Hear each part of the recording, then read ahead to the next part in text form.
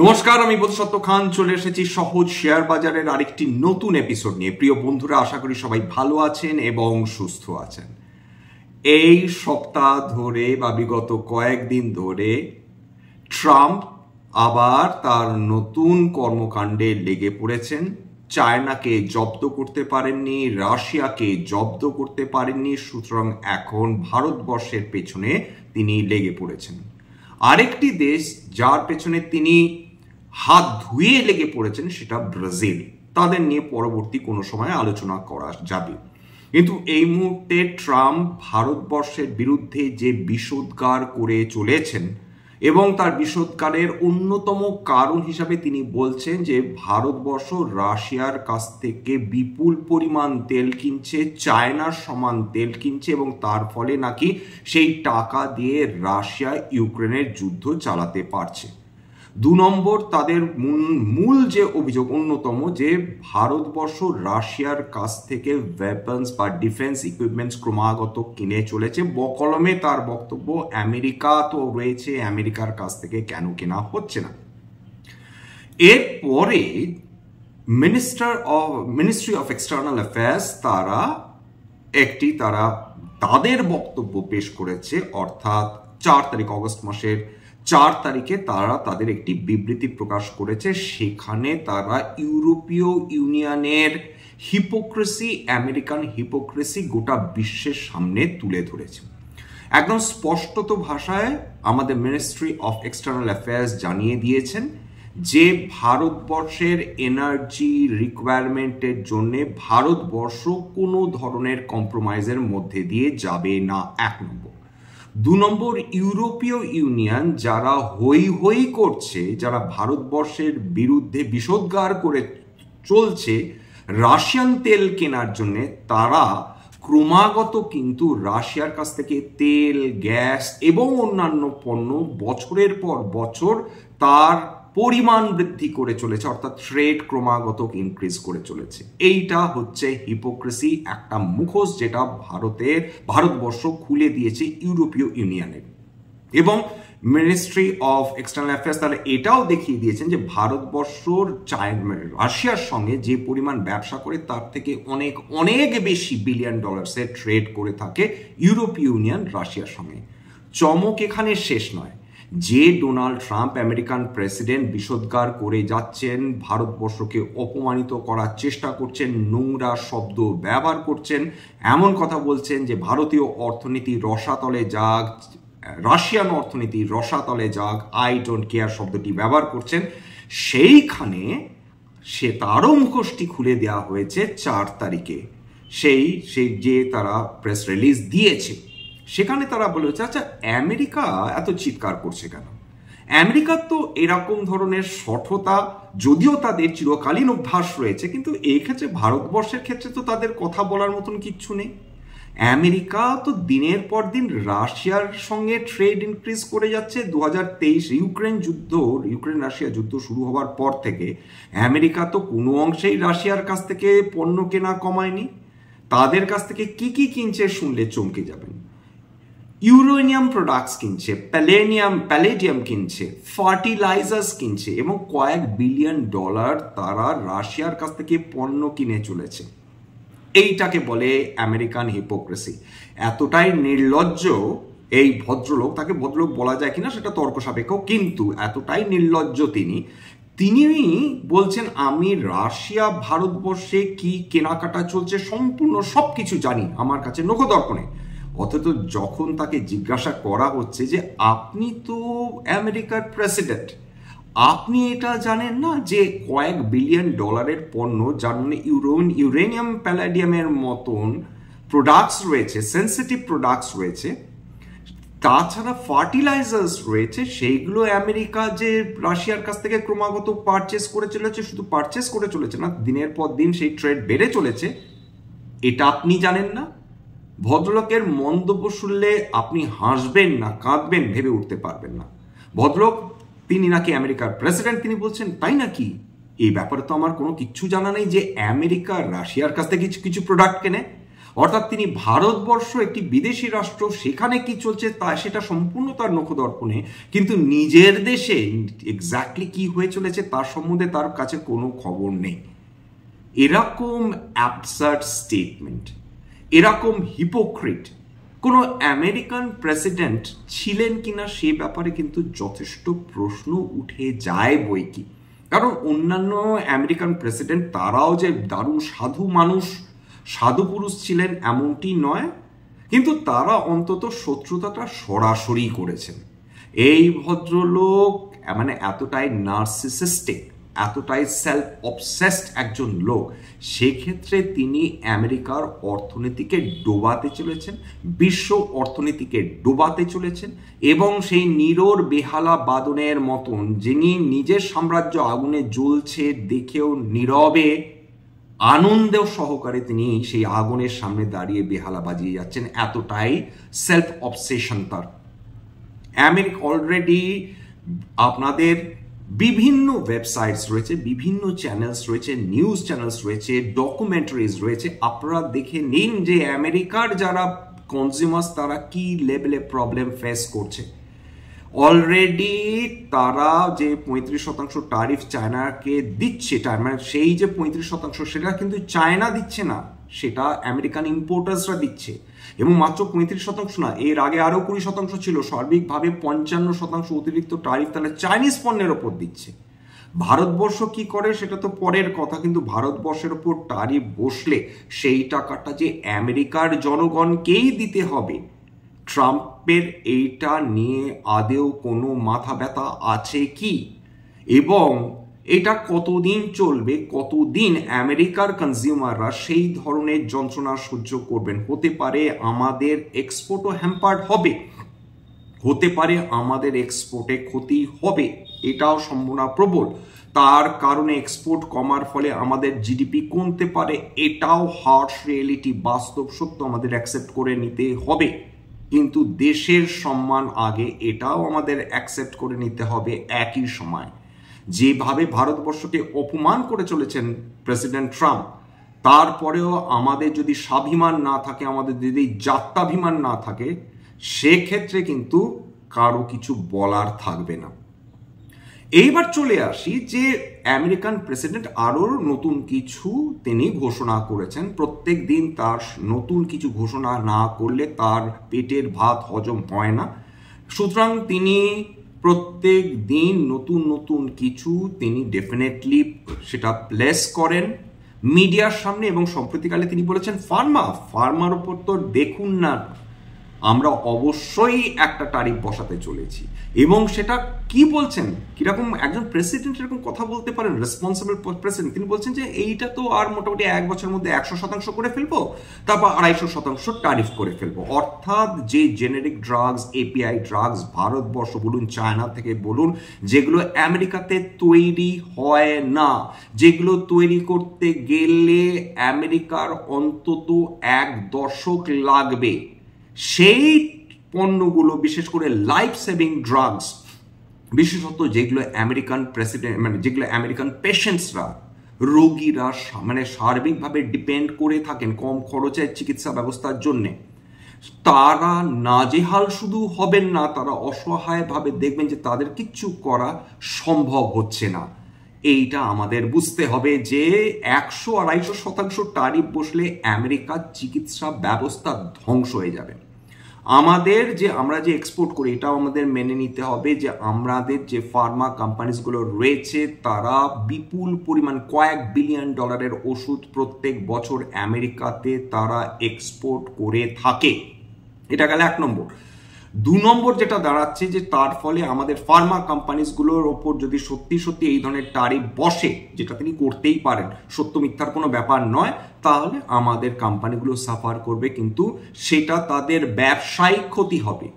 জীবনের ক্ষতি হবে হচ্ছে আমেরিকার পেশেন্টদের। তারা এই ধরনের অর্থাৎ একটা 100 টাকার ওষুধ 350 টাকা দিয়ে তাদের কেনার মতন ক্ষমতা থাকবে না। তারা বিশ্বের সবচেয়ে বড় অর্থনীতির অংশ হলেও একই রকম প্রবলেমের মধ্যে সমস্ত ধরনের পেশেন্টস পড়বেন। এবং এটা মেনে নিন যে আমেরিকা বিশ্বের সবচেয়ে বড় অর্থনীতি হলেও তারও কিন্তু ওই 1% আমেরিকানই রয়েছে যারা এক্সট্রাঅর্ডিনারি রিচ। আমেরিকাতেও বিপুল পরিমাণ ইকোনমিক্যালি চ্যালেঞ্জড মানুষ রয়েছেন, মিডল ক্লাস মানুষ রয়েছেন যারা অলরেডি এই ট্যারিফের শিকার হচ্ছেন। এটা কতদিন ট্রাম্প কন্টিনিউ করবেন সে ব্যাপারে যথেষ্ট সন্দেহ রয়েছে, কিন্তু বর্তমানে এটাই ঘটছে। এইবার চলে আসি শুধু ফার্মা নয়, তিনি বলেছেন বেসিক প্রথমে শুরু করব মাত্র কয়েক শতাংশ দিয়ে। কারা ধাক্কা খাবে? ইউরোপীয় সমস্ত কোম্পানিগুলো, ফার্মা কোম্পানিগুলো ধাক্কা খাবে। তিনি ক্লিয়ারলি বলছেন আমেরিকাতেই ওষুধ তৈরি করতে হবে। তার জন্য তিনি আমেরিকার নিজস্ব কোম্পানিগুলোকে বলেছেন যে সমস্ত প্রফিট বাদ দাও, কেবলমাত্র ওষুধ তৈরি করো, নামমাত্র মার্জিনে আমাদের রুগীদের দাও, যাতে বিদেশ থেকে কোনো আমাদের এই ওষুধ আমদানি না করতে হয়। এটা সম্ভব নয়। আমেরিকান কোম্পানিগুলো লবিং করার চেষ্টা করছে। যদি ট্রাম্প এটা সত্যি করেন, আমেরিকার ফার্মা সেক্টর সেইটা পঙ্গু হয়ে যাবে, এটুকুনি বলা যেতে পারে। তিনি নিজের কেবল ক্ষতি করছেন না, বিদেশি কোম্পানিগুলো, বিদেশি দেশগুলোর যে কেবল ক্ষতি করছেন না, তিনি নিজের দেশের বিভিন্ন কোম্পানিগুলোকে হুমকি মারছেন, ব্ল্যাকমেলিং করছেন, বাধ্য করছেন তাদের নির্দিষ্ট কিছু কাজ করার জন্য, যেটা সার্বিকভাবে তাদের অর্থনীতির জন্য ক্ষতি। এরপর তিনি কি বলেছেন? সেমিকন্ডাক্টরের ওপর ট্যারিফ বসান, চিপসের ওপর ট্যারিফ বসান। কোথায় কারা পেমেন্ট করবে এই ট্যারিফ? সবচেয়ে বেশি ক্ষতি কাদের হবে? টেসলার হবে। কাদের হবে? এনভিডিয়ার হবে। কাদের হবে? গুগলের হবে।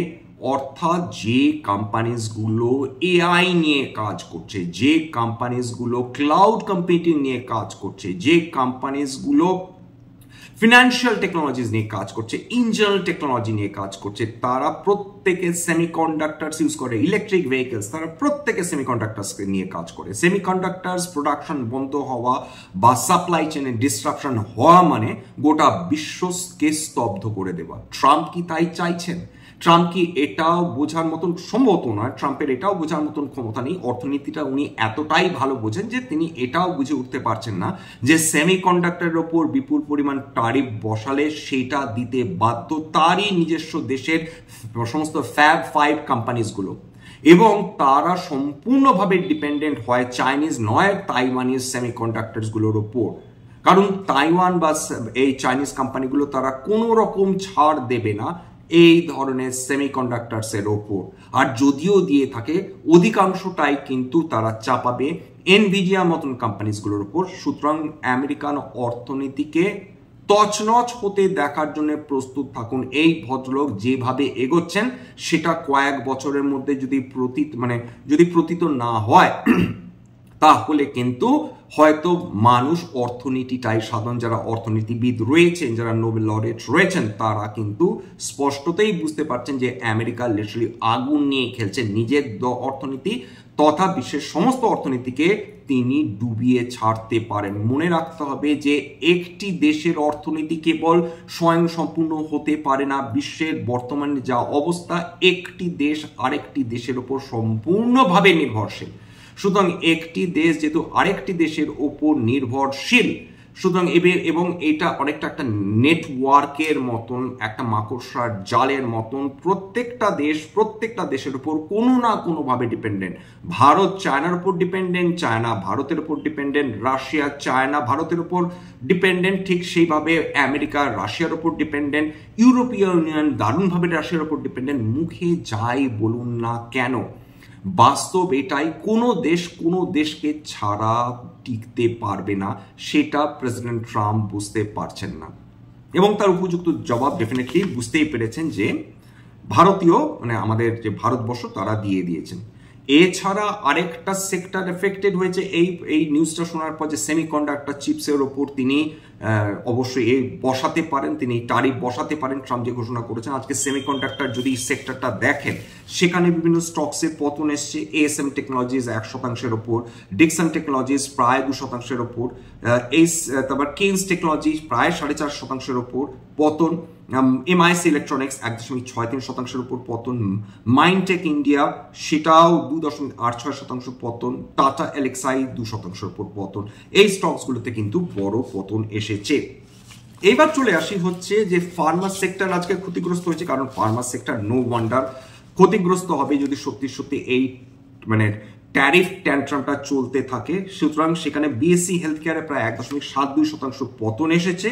নিফটি আইটি এটা সম্বন্ধে বা কি বা বলা যায়, দুর্ভাগ্যজনক 1 বছরে 20%-এর উপর পতন এসেছে। মানে অন্যান্য স্টকস গুলো তো বাদই দিন, ইন্ডিভিজুয়াল স্টকস ওভারঅল যখন একটা নিফটি আইটির মতন বড় মানে যেটা সেক্টরাল ইন্ডেক্স, সেইটাতে যদি 1 বছরে বা 6-7 মাসের মধ্যে 60%-এর উপর মানে 20%-এর উপর পতন আসে, সেটা ডেফিনেটলি বোঝায় যে আইটি সেক্টর মোটেই ভালো অবস্থায় নেই।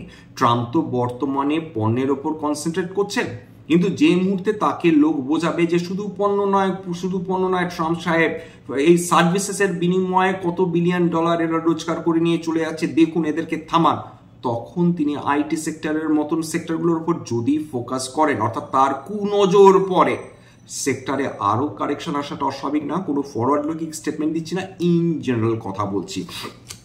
আজকের মোরালের সমস্ত সেক্টরই পতন এসছে। বিএসসি স্মল ক্যাপ এবং বিএসসি মিড ক্যাপ 1%-এর উপর পতন এসছে, সেটাই স্বাভাবিক, অস্বাভাবিক কিছু না। কারণ নিফটি সেন্সেক্সের যতটা পতন হয় তার থেকে বেশি ভোলাটাইল যেহেতু নিফটি মিড ক্যাপ বা নিফটি স্মল ক্যাপ, সুতরাং এই ধরনের স্টকসগুলোতে পতন চলে আসছে। এবার খেয়াল করে দেখুন যে বিশ্বের বিভিন্ন বাজারে কিন্তু এতটা পতন হচ্ছে না, অর্থাৎ এশীয় মার্কেটস মোটামুটি রেজিলিয়েন্ট, কারণ তাদের মধ্যে বেশ কয়েকটা দেশ তারা ট্রাম্পের সঙ্গে তারা চুক্তি সেরে নিয়েছে। কিন্তু এবং ইউরোপীয় মার্কেটসগুলো ক্যাকডাক ফুটসি তারাও রেজিলেন্ট মোরালেস, তারাও ট্রাম্পের সঙ্গে চুক্তি সারার মুখে বা চুক্তি সেরে নিচ্ছে। সুতরাং ওভারঅল তারা স্টেবল রয়েছে। মানে বিশেষ করে আজকে ইউরোপীয় মার্কেটসগুলো পজিটিভে ছিল, কিন্তু ভারতীয় মার্কেট ঘা খাচ্ছে ট্রাম্পের এই বিবৃতির ফলে। এছাড়া ফরেন ইনস্টিটিউশনাল ইনভেস্টার্স তারা জুলাই মাসে লাগাতার বিক্রি করে চলেছেন এবং অগাস্ট মাসের মাত্র 5 তারিখ মানে মাত্র 5টা দিন মানে 5 তারিখ অবধি তারা অলরেডি প্রায় 5,955 কোটি টাকার শেয়ার বিক্রি করে দিয়ে চলে গেছে। ডিআইআইসরা যেরকম রেজিলিয়েন্ট ছিল সেরকমই 11,413 কোটি টাকার তারা কিন্তু শেয়ার কিনেছেন। সুতরাং এই জায়গাটা যেটা দাঁড়াচ্ছে যে আমরা বুঝতে পারছি ট্রাম্প তার বিষোদকার চালিয়ে যাবেন। 2 নম্বর, তিনি রাশিয়াতে তার অনভয় পাঠিয়েছেন, তার মানে মিস্টার উইট অফ, কিন্তু এই মুহূর্তে তিনি তার এনভয় পাঠিয়েছেন যাতে তিনি আলোচনা করতে পারেন। কেন আলোচনা রে ভাই? তুমি তো রাশিয়ান অর্থনীতিকে ধ্বংসের পথে পাঠাবার চেষ্টা করছো, তুমি তো রাশিয়ান তেল কিনতে বাধা দিচ্ছ, তুমি মানে কেন তাহলে অনভয় পাঠাচ্ছ? ভেতরে ভেতরে আমেরিকা সব ধরনের ব্যবসা করবে, চায়নার সঙ্গে ব্যবসা করবে। শুধু এখন তার রাগ মানে অপেক্ষাকৃত ভাবে মানে শক্তিশালী ইকোনমি কিন্তু অপেক্ষাকৃত ভাবে লেসার মিলিটারি এবিলিটিওয়ালা কোম্পানি মানে দেশগুলোকে তিনি হুমকি দিচ্ছেন, ব্রাজিল, আমেরিকা, অথচ এই দুটো সুবিশাল দেশ, বিপুল জনসংখ্যা, বিপুল ন্যাচারাল রিসোর্সেস। যাই হোক, এখানে শেষ করবো। এইটুকুনি বলা যেতে পারে যে ভারতবর্ষের ধৈর্যের বাঁধ কিন্তু ভেঙে যাচ্ছে, ভেঙে গেছে। ইনফ্যাক্ট ভারতবর্ষ কিন্তু এর শেষ দেখে ছাড়বে। যদি ওয়ার্ল্ড ট্রেড অর্গানাইজেশনে গিয়ে বিভিন্ন ট্যারিফের বিরুদ্ধে লড়াই করতে হয় সেটা কিন্তু করবে। ফার্মা, সেমিকন্ডাক্টর, ইনফরমেশন টেকনোলজি যে পতন এসেছে সেটা কিন্তু অস্বাভাবিক নয়। যতদিন তিনি এই ভুল বকবেন খুব স্বাভাবিকভাবে যারা বিনিয়োগকারী তারা ভয় পাবেন, এটাই স্বাভাবিক। কিন্তু ওভারঅল প্রত্যেকটা খারাপ জিনিসের একটা শেষ থাকে, যেরকম সমস্ত ভালো জিনিসের একটা শেষ হয়। আমরা এই মুহূর্তে মারাত্মক আতঙ্কের মধ্যে নেই, এইটা তো আপনারা বুঝতেই পারছেন। আমাদের ভারতীয় বাজার এখনো রেজিলিয়েন্ট রয়েছে, কারণ আরবিআই যেটা আজকের রেট আনচেঞ্জ রেখেছে, রেপো রেট 5.5, তার মানে এটা বোঝাচ্ছে যে আরবিআই এই মুহূর্তে কোনো তাড়াহুড়োর মধ্যে নেই। কারণ আরবিআই জানেন ইনফ্লেশন কন্ট্রোলের মধ্যে রয়েছে, ভালো মরশুম চলছে। আমাদের জিডিপি গ্রোথ ভালো মানের জিডিপি গ্রোথ, আমরা বিভিন্ন দেশের সঙ্গে ব্যবসা বৃদ্ধি করে চলেছি, আমাদের স্ট্রং ইন্টারনাল মার্কেট রয়েছে, আন্তর্জাতিক বাজারে তেলের দাম বিপুলভাবে কমে এসেছে। এই সমস্ত কিছুর ফলে ভারতের অর্থনীতি দারুণ রেজিলিয়েন্ট, ফাস্টেস্ট গ্রোয়িং ইকোনমি এই মুহূর্তে বিশ্বের। সুতরাং সেই জায়গাটা দাঁড়িয়ে আরবিআই যখন কোনো রেট কাট করছে না, এটা ভারতের রেজিলিয়েন্স ইন্ডিকেট করে যে আমার যখন ইচ্ছা তখনই আমি কিন্তু আমরা রেট কাট করব। তাছাড়া অন্যের হুমকির ফলে আমরা কোনো ধরনের রেট কাটের দিকে যাব না। জাস্ট এখানেই শেষ করব। স্ট্যান্ডার্ড ডিসক্লেমার হচ্ছে যে এটা কেবলমাত্র একটা এডুকেশনাল চ্যানেল, বাঙালি বিনিয়োগকারীদের ইনভেস্টার অ্যাওয়ারনেস বৃদ্ধির জন্য। এখানে কোনো ধরনের কোনো শেয়ারের buy sell recommendation, suggestion, advice এমনকি ইনফ্লুয়েন্স করা হয় না। আমি যে কোম্পানিগুলোকে নিয়ে আলোচনা করলাম কেবলমাত্র কিন্তু ফর ইলাস্ট্রেশন পারপাস। উদাহরণ হিসাবে আমার কথা শুনে যদি কোনো ধরনের কোম্পানিতে আপনারা বাই সেল সিদ্ধান্ত নেন, ক্ষতির মুখোমুখি হতে পারেন। সুতরাং সবসময় একজন সেবি রেজিস্টার্ড ইনভেস্টমেন্ট অ্যাডভাইজারের পরামর্শ নেওয়ার চেষ্টা করবেন বা নিজের ডিউ ডিলিজেন্স করবেন। এবং যে কোম্পানিগুলোকে নিয়ে আলোচনা করলাম, হতে পারে তার মধ্যে কয়েকটা কোম্পানিতে আমার বা আমার পরিবারের বিনিয়োগ থাকলেও থাকতে পারে। ভবিষ্যতে যদি আমরা নতুন করে কিনি বা বিক্রি করি, আগাম বিজ্ঞপ্তি দিয়ে কিনতে বা বিক্রি করতে পারবো না। সবার শেষে যেটা বলে থাকি, যদি এই ধরনের এপিসোডস আপনাদের সত্যিই ভালো লাগে, প্লিজ একটা লাইক দেবেন, প্লিজ সাবস্ক্রাইব করবেন। এবং যদি সত্যিই মনে হয় যে আমাদের বাঙালি ভাই বোনদের এই ধরনের এপিসোডের মাধ্যমে কিছু মাত্র উপকার হবে, প্লিজ নিজের গ্রুপে শেয়ার করে দেবেন। আজকের মতো নমস্কার।